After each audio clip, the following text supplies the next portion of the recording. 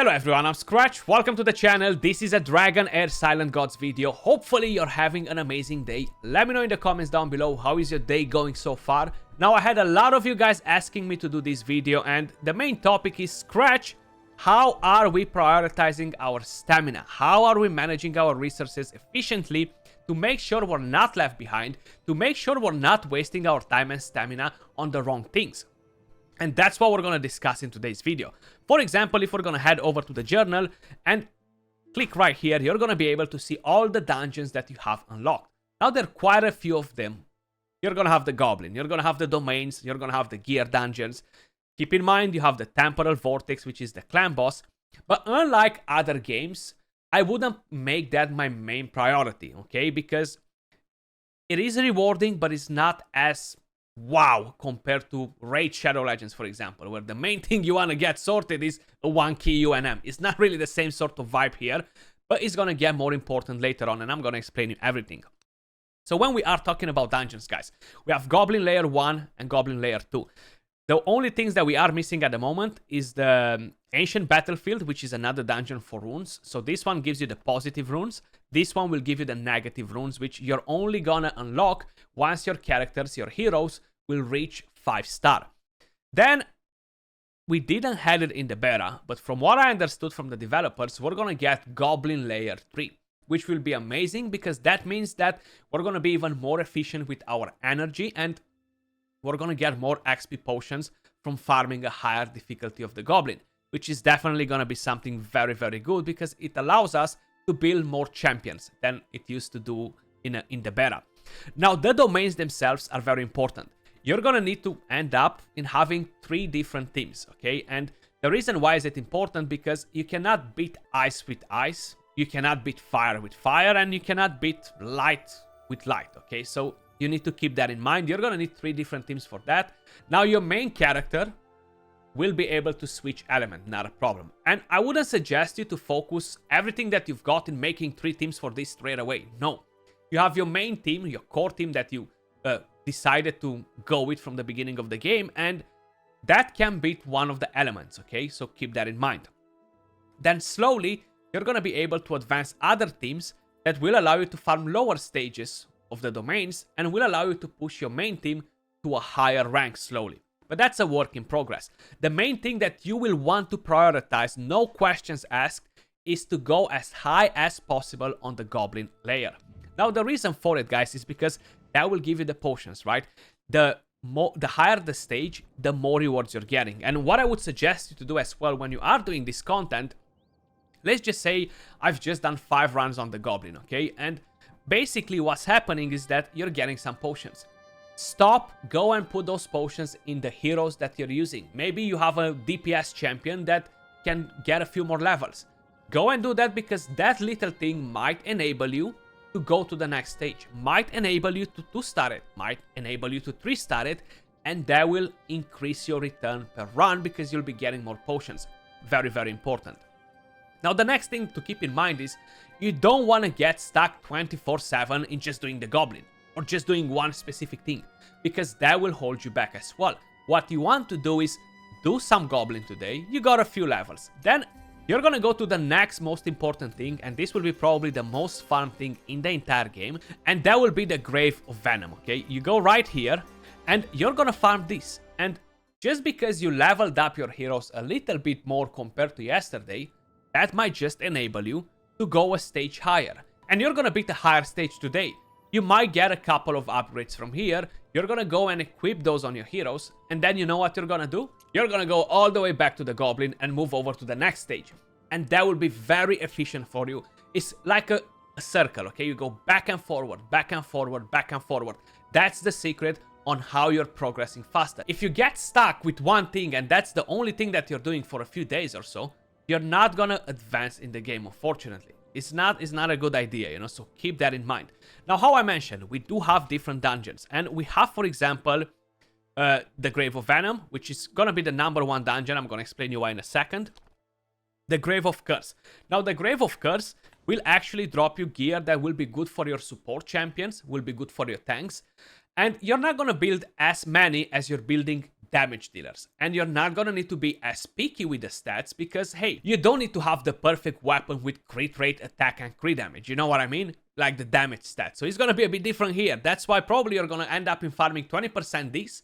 You're gonna farm 80% the other one, you know? So it's gonna be a massive difference. Not only that you're building more damage dealers in general, but you do need to be more specific with the stats that you're getting from there. Unlike with the stats that you're getting on these gear sets, you know? It's still important, but not as crazy. Then you have the Grave of Wrath. This gives you accuracy gear. It will give you some sort of speed gear. You're getting skill haste, which is kind of like speed in a way or another in raid.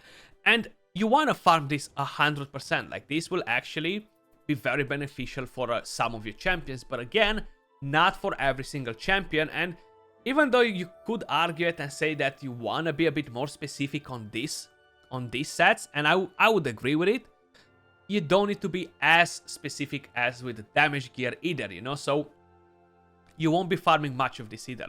Now, the next things that you'll be farming day and night will be the Heretical Ruins, which is available already, and then you're gonna get the Ancient Battlefield. This drops runes. Now, the runes themselves can be very, very nasty. They can bring you some very good stats, and they have a lot of different stats. So this one is crit damage. You can have all sorts of mains. HP, Enlightenment, you can have attack, defense. It can go on and on and on. And then you have the substats. The runes will be the things that will give you skill haste directly as a substat, okay? So the main idea here is that you're gonna wanna get the perfect substats for these two, and this is kind of like getting the god roll, basically. You're gonna have to farm a lot of the runes. So only one of them is unlocked at the moment. The negative rune will only be unlocked once we're gonna get our heroes to 5 stars. And that should happen in a few days. I can't really remember exactly how locked we are with the content for the moment, you know? So that's how you're gonna waste your stamina. That's where you're going to use your stamina the most and prioritize this. You see this one, crit damage, HP percentage. Interesting. Maybe I want to have attack percentage, you know, to maximize the stats on my DPS. Then I want to have skill haste. Then I want to have crit rate.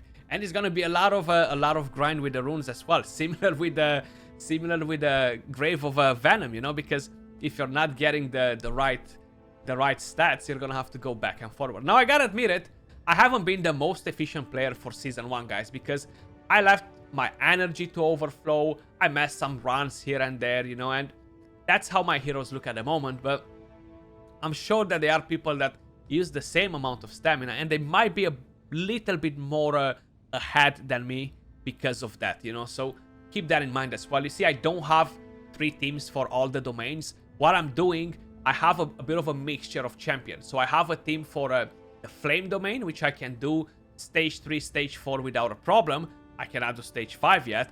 Then I can swap around and I can go and do the light and the lightning and the radiance domain, get what I need from there. And I do find it a bit harder in a way to go and do the frost and necrosis domain, but because I have Furbar, the tank, he helps me a lot. So I'm able to spin around in between all the three elements, even though I might not be doing stage 4 on all of them. Stage 3 is enough to allow me to push my hero to the next level and then to come back and beat it on a higher stage, you know. So that's basically how you're gonna end up in playing back and forward, and it's gonna be the same with everything. Now, how I mentioned, you're gonna want to build probably all around. You end up in building 3 teams for the domains. You're gonna build 1 team for the goblin, and you're gonna use heroes in each one of the teams. Like, it's not like you're gonna make 5 separate teams, 25 different heroes. You're gonna pretty much use a champion here and there from the same team. When we are talking about the dungeons, you're gonna be in the exact same situation. In the Grave of Venom, you're gonna need to bring in a lot of support. If you're going to a different dungeon, you're gonna need to bring heal reduction. So you're not gonna swap all your team, you're just gonna swap 1 hero that will do the right mechanic that you need in order to defeat that dungeon. So don't think that you need to build 5 champions for each dungeon, you know what I mean? You're just gonna swap 1 around, so that's actually fairly easy. And you're gonna need basically 5 teams for the gear dungeons. You're gonna need the 3 for the domains. You're gonna have the goblin one. The goblin one is gonna work just perfectly fine in the tower defense game modes, the ones that you're gonna randomly encounter on the map. And then you have the final thing, and that will be the temporal vortex.